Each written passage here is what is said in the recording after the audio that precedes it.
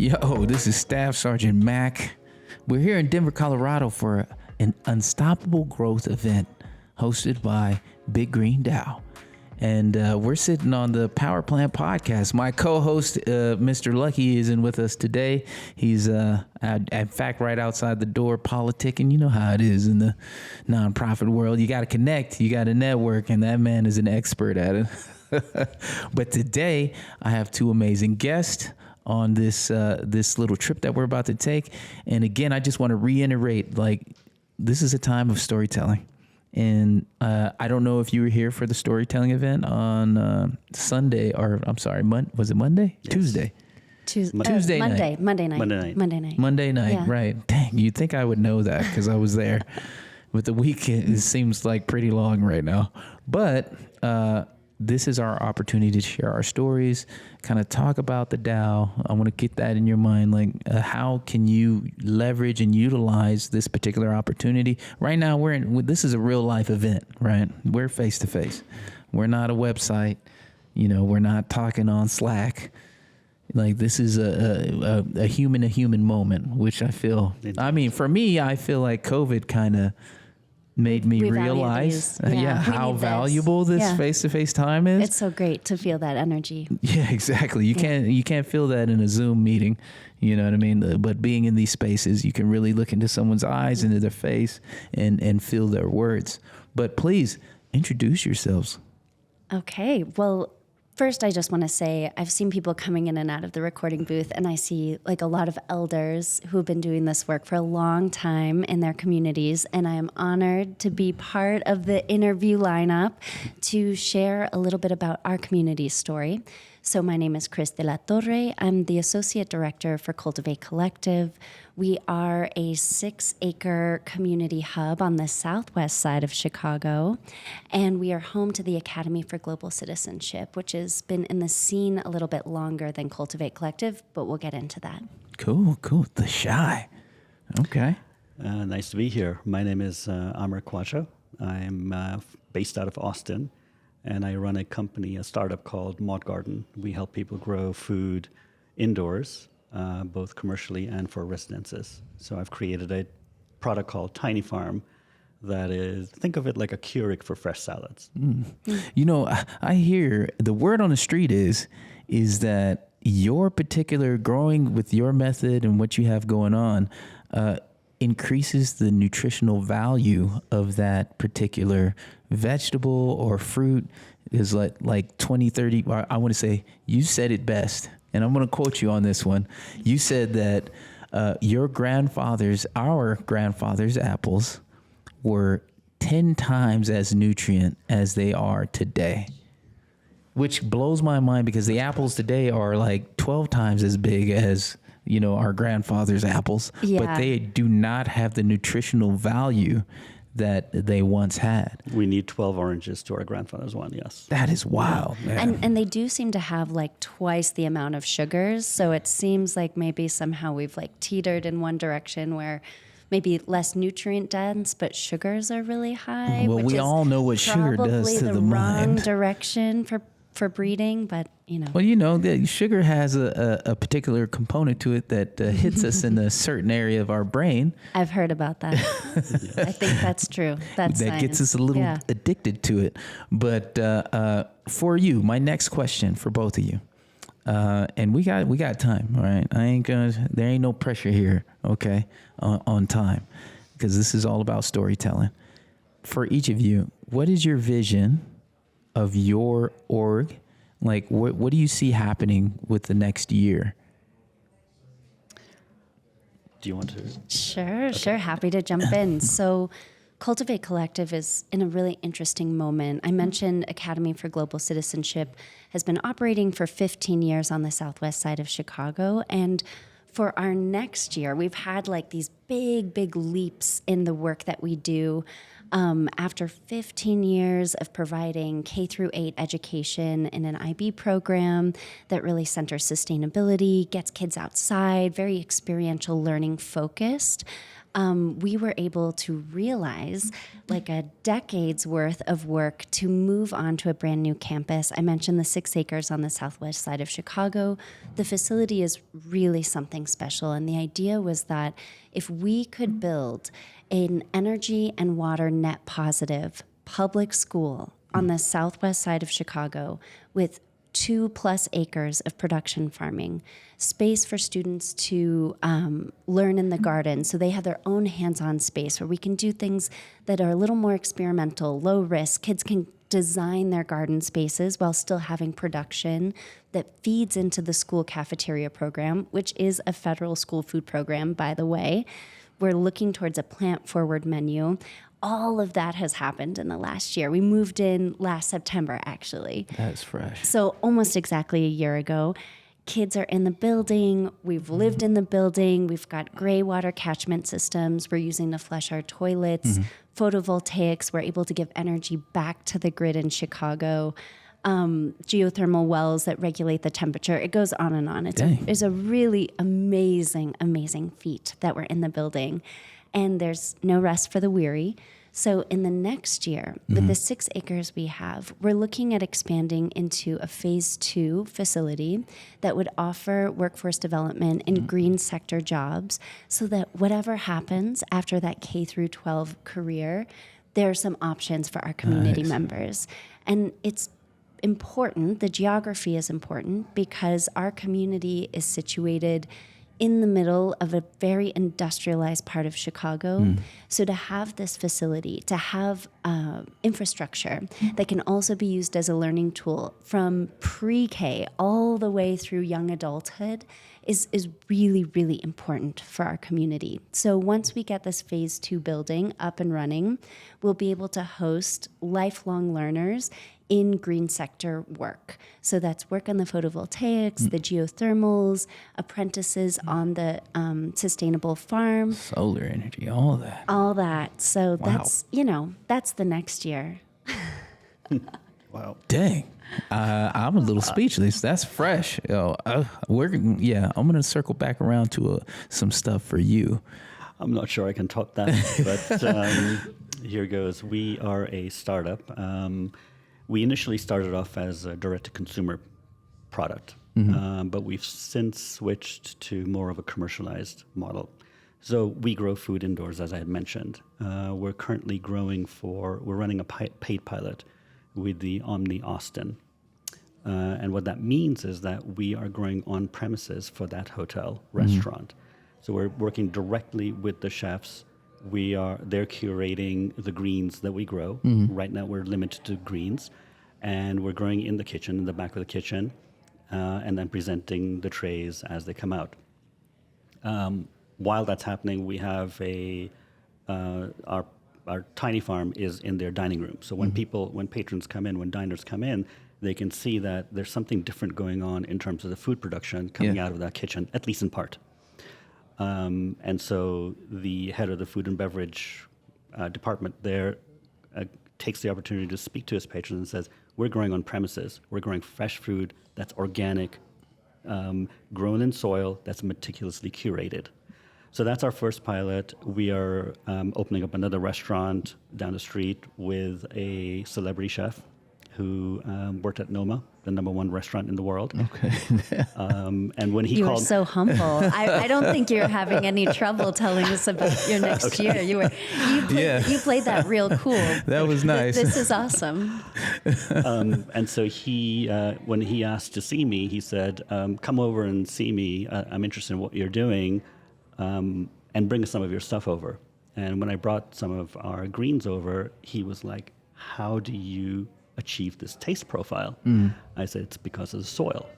We use a living soil. I curate those ingredients. And he said, how much does it cost? And I gave him the price. And he's like, how is it so cheap? I was like, well, my mission is to provide pure food for everyone, no matter where you sit on the economic line. So our plans for this week, the rest of this year, is to raise our money, or raise our funding, and do 6 or 7 paid pilots in an elderly community, in school, in another restaurant, and a residential tower. So imagine that you're living in a condo in a residential tower, and you walk down to the third floor, quote unquote, third floor communal gardening floor. You pick up your pod right from the tiny grove, which is our larger system. You take it upstairs and you harvest it from living soil at dinner time. That's cool. Yo, that my mind just exploded when you just said that, let alone like eating in a restaurant that's like literally in the garden. That is, I love that concept, and how you're saying like how easy it could be to go down. You go down to the, and I mean, we got to think about our world is changing, right? Yes. Climate change is real. You know, it gets hotter every year. In fact, today it's like 90 degrees here in Denver, Colorado. And like that's in the 80s, that was unheard of. Yeah. So like our world is changing, and we have to think about food and growing food in many ways.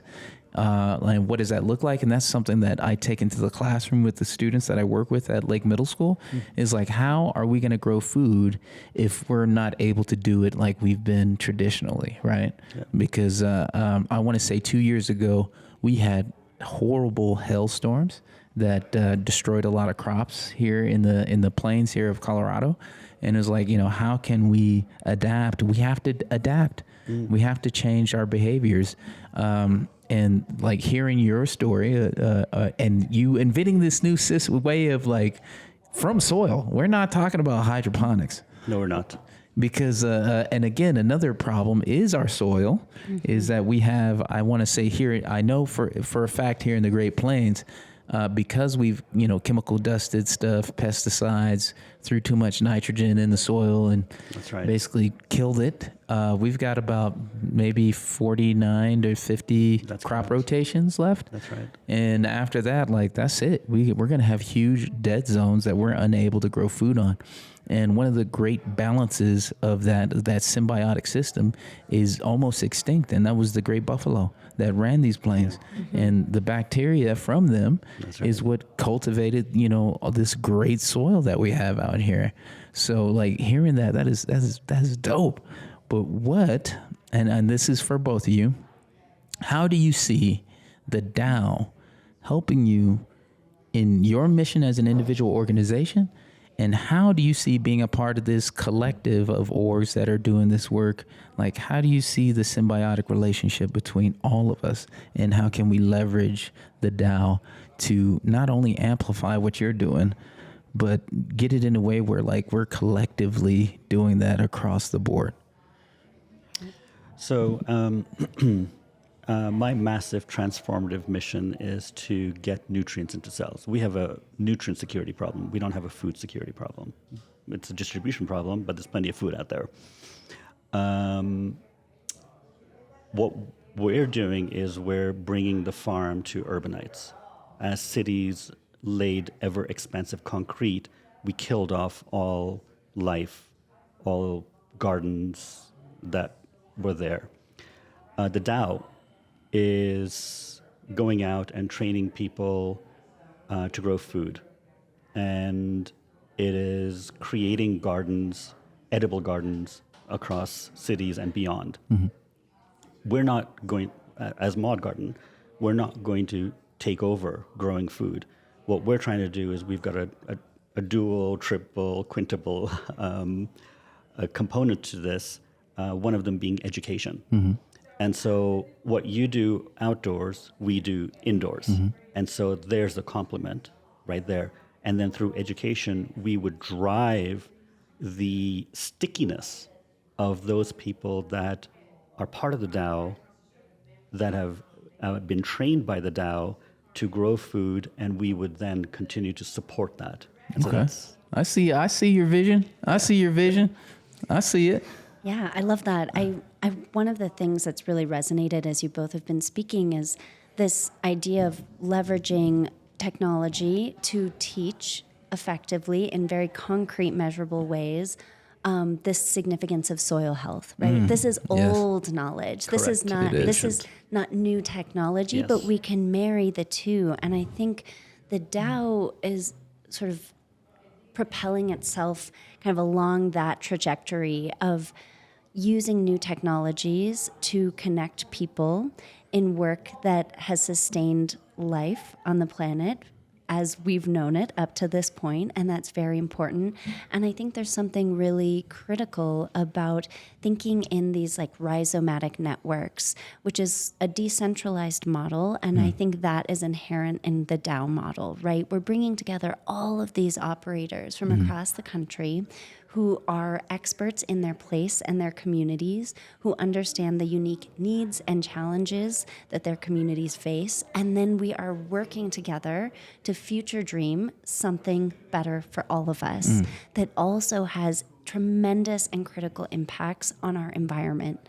So thinking about how we stay in conversation with one another and what those tools are is just as essential as the work happening on the ground, right? Yeah. Each person has their, our hearts are poured into these communities and the land that we're stewards of for many of us, or the programs or the young people, and how we share out about that and stay in community with other operators is just really, really important. It Fantastic. is. It is. I, in the infancy of the DAO, it was like, I always wanted to see like what would happen when it's, the DAO is like unleashed, it becomes its own little monster. And I really do feel like we're in that moment where the DAO is going to go into the direction that it wants to go collectively. And I would hope I tried to express that in the opening statements that I had made of the event, that even though we have like this steering committee of, Jamala and James and Stephen Lucky and myself, like everybody has a hand on that wheel when you're a part of the DAO, Beautiful. And I this particular event, this in real life event, gives us that opportunity to kind of like build those relationships and get to know one another, because we got to, like, that is a human thing. You know what I mean? This is not an AI driven program. This is this is not bolts and mechanical pieces. This is flesh and blood and feelings. And trust is definitely a part of that, because I can tell you, Kimball, when he started this thing up, he's like, yo, like, I'm rich, dude. Like, I could, get this money out and do it as I wish, but he's like, I'm going to trust that, I'm going to give it, to you guys, and we'll work together. I'll be in I'll get out of the way. But you guys are going to move this thing in the direction that you see fit, which I think is extremely unique, especially when it comes to philanthropic organizations, because usually they have their hand in it the whole way. And I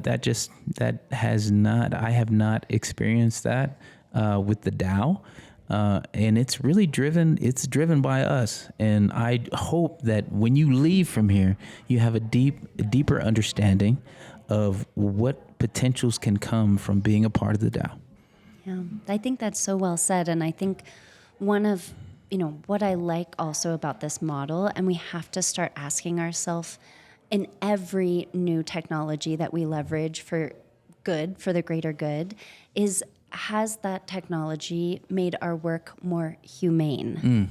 And though we are leveraging technologies that are different than, tilling the soil, some of the more concrete work that a lot of us on the ground folks know, we really have to ask ourselves, is this technology making the things that we do, the ways that we operate, the ways that we connect, more humane? And if it is not, then I think we need to ask deeper questions about the ethics of that technology. So this is an exploration for all of us, right? Agreed.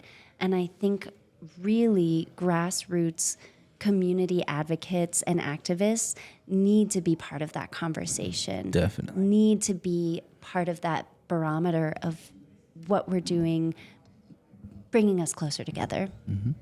I agree. Absolutely. Yeah. I mean, we've learned a lot in this post-pandemic era. And one of the things that we now appreciate is the humanism and the connection. And nothing brings together people than good food. Yeah, that's true. Second that. Yeah. So that's Shout out to all the pancit eaters out there. If you know what that is, it's a great Filipino dish, pancit. Oh, Nice. yes. Try yeah, it. great. Try it if I you grew up haven't. with Filipino neighbors. They also had the best U2 cover band I have ever seen. They were like the best neighbors we could have had. They're awesome. So I gotta ask. That leads us into my next question. In your gardens, whether they be indoors or outdoors, what would your garden sign say? Know and grow your food. Know and grow your food. Okay. I think maybe our garden sign would say, taste something, share something. Taste something, share something. That's deep. Yeah, I like that. definitely. Okay. All right. Well, how can we get a hold of you? Okay. Like if I'm interested in, let's say I'm in, I don't know, the north side of Chicago, and I want to get involved. How do I get a hold of you? And if I'm down in Texas, how do I get a hold of you? I want that type of technology. I want to learn a little bit more about that. How can we get in contact with you guys?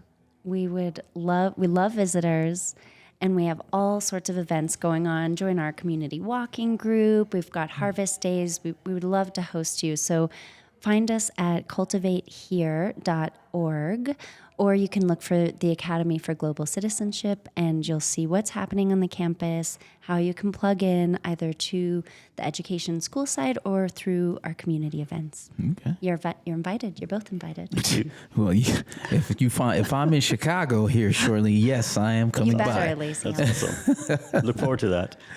My website is modgarden.com. We also have a foundation. So we have a for-profit arm and a non-profit arm. But if you wanted to reach out, you have my number. Instagram is at Modgarden. Okay. Anybody can send a message there. Fresh. Man, I love tech. It scares me. I'm curious about it. It's the unknown, the great unknown, and just seeing how technology has changed I want to say, for example, I was deployed to Afghanistan. And while I was deployed, the iPhone came out. And when I returned home, I felt like I came out of like a time capsule because I went to a very ancient part of the world. And, walking the streets of Afghanistan is almost like walking through biblical times because of all the mud huts, the donkeys, like rarely that you would see, you ain't never going to see no 7-Eleven, okay? Or skyscraper. Unless you're in one of the larger cities, but even that is rare.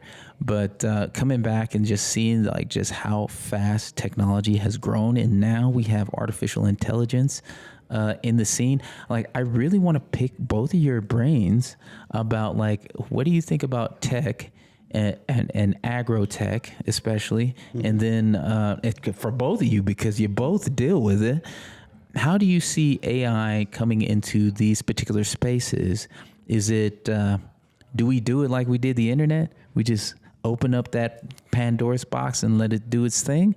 Or are we going to be a little bit more responsible and be there holding that AI hand in hand as we rock on into the future? Because it ain't going anywhere as far as I can tell. Yeah. So our goals are specifically nutrients to cells. The art of growing food and cultivating soil has recessed a bit, and we want to bring that to the forefront. And so we're going to use technology to be able to do that. Mm-hmm. And one of the ways that we'll do it, I'll just give you one example. Imagine that there are tiny farms across the world. You're in Denver, you have a tiny farm, you're growing basil. Mm-hmm. I'm in Austin, I'm also growing basil, and there's somebody in Shanghai growing basil also. The system will tell you if you reduce your temperature by 1 degree, you can improve the mineralization of your basil by 10%. And so we're going to use computer vision and learning and to understand how the plant is growing in the soil that is resident to each region. Oh, that's fresh. That's incredible. That is dope. So that's kind of our vision. Again, it's an attainment of nutrients into our cells. So then, as you say temperature, I'm thinking about other things too, right? I'm thinking about wind. I'm thinking about precipitation and humidity in the atmosphere. Wind. So we're tracking all of that. We're tracking all of that, but everything. we're indoors, Ooh, right? So, okay. Well, yeah, that's more controlled, obviously. But well, hey, there you go, agro-tech folks. I know y'all are out there and you're listening, so this is pretty fresh. How about you? Yeah, that's so cool. I mean, similarly, we see this facility as a teacher and a teaching tool. So the way that technology has really helped us is in much the same spirit. So we are using tech to make the system operations visible to community members and students in a way that's digestible at lots of different developmental levels and demystify what's going on with our resource usage. And we can do this in so many creative, beautiful, artful ways. So the technology can track and translate, for example, how many times we've flushed the toilet in the day and how much water we've used from our gray water catchment. And then it can project it on a digital screen that educators can use in their classroom time to talk to our young people about water cycles. How awesome, right? They can walk out to the cistern and see the water that's been collected after the last rain. We can see what our energy usage has been between lights and digital tech in the classroom. And we can set goals with our students about, are we using more energy than we used last week? And really bring some of those structures alive and give teachers another leverage point to talk about how we use our resources and then also unpack that in lots of very cool ways in the classroom in math and science and all the STEAM subjects. So for us, it is about kind of removing barriers to understanding to some pretty sophisticated systems, both for students and for community members. Okay. Well, we've been talking really macro, and I want to touch base a little bit on the micro before we end. I would like you to tell me a little bit about yourself. What got you into this work? Why food? Why education? Why tech? What's so important about this thing? All right. Gosh. Yeah. Well, I really backed into farming and community-based work. I'd started in the hospitality industry, and really it was a matter of eating beautiful, delicious food. And I needed to understand what differentiated some of the very special meals that I was having from lots of other things that we eat, right? I did not grow up in a food-focused household, single mom, WIC. We had lots of processed foods. And as I became older and moved into the industry, I was really experiencing a lot of just beautiful foods. And so I kind of worked backwards to the farm, and I started volunteering in a farm that the restaurant I was running at the time was sourcing from. It was after a hurricane, took my staff out, and we did a little bit of repair work on the farm. And what I loved is that community members would stop by and tell us what we were doing wrong. and I love when strangers talk to me. I love when strangers talk to me. I love when strangers tell me stories about They their said lives. you're doing the basil wrong. Yeah. Oh, no. I learned a lot about Callaloo that summer, and I learned a lot. So we were situated between a West Indian community and a Hasidic community. And the farmers market was just like popping off every week. And you had these two very culturally distinct communities coming together, asking for certain things. And it was an entire education. And I learned so much from these wonderful people who had lots of stories about how they grew things they were seeing on the farm or what they missed. And I completely fell in love with it. I just thought, like, this is the way that I want to connect with my community forever. And I never looked back. I started just learning from much more experienced growers than myself and put in a lot of years of volunteer work and mistakes and worked on a bunch of different production farms. And I have to say that's one of the things that really drew me to the Southwest side where we are now is I have to give a shout out to the ladies who walk in our community. So there's this group of awesome ladies who get their steps in every day and just were incredibly welcoming. They'd stop by the garden, same thing happening a decade and a half later. I hear about their stories, what their grandkids like to eat, what they want to harvest in the garden. They know when the watermelons are ripe. And it's just this beautiful gift. You learn so much about people. That is true. That is true. God. So my prior life was on Wall Street. I was in investment banking. Ooh, Lord, there ain't no, the only green that grows there don't grow on trees. It does not grow on trees. So I worked for the likes of JP Morgan and Merrill Lynch. I spent 15 years on Wall Street. But I was sick. It was sucking my soul. But if I really think about it, my sickness began in my pre-adolescence, and it culminated by the time I got to Wall Street. I remember in my pre-adolescence suffering from headaches. And what do? We pop a pill, we sleep it off, and then life goes on. But by the time I got to graduated university and was working in my job, my headaches had become so debilitating that I used to go to the ER and beg for Demerol and codeine. That's some pretty powerful painkillers. It was as if there was like a knife slicing through my head. And then there was the eczema. Again, the eczema doesn't start off as full-blown eczema. It begins innocuously, and it did in my pre-adolescence as dry skin. And that culminates with perhaps poor food choices, lifestyle. My eczema was so bad on my palms that when I used to pick up my briefcase, my palms would tear. So fast forward a number of years, I ended up leaving Wall Street in 2007, and I started looking into my own health. And somebody that I love gave me magnesium, and amongst other recommendations. I took magnesium and my headaches went away over a period of a few months. And I'm like, what the heck is magnesium? And where does it come from? The short answer is it comes from food. Well, why am I not getting it? And so I began to look into food, farming, soil, corporations that are growing food, and how it's getting to us. And what I found mortified me. And that became my purpose. You know, I love that, man. It was horrible. But that is like that's an hero's origin story, as well as yours. But just understanding like the power of food and like how you know.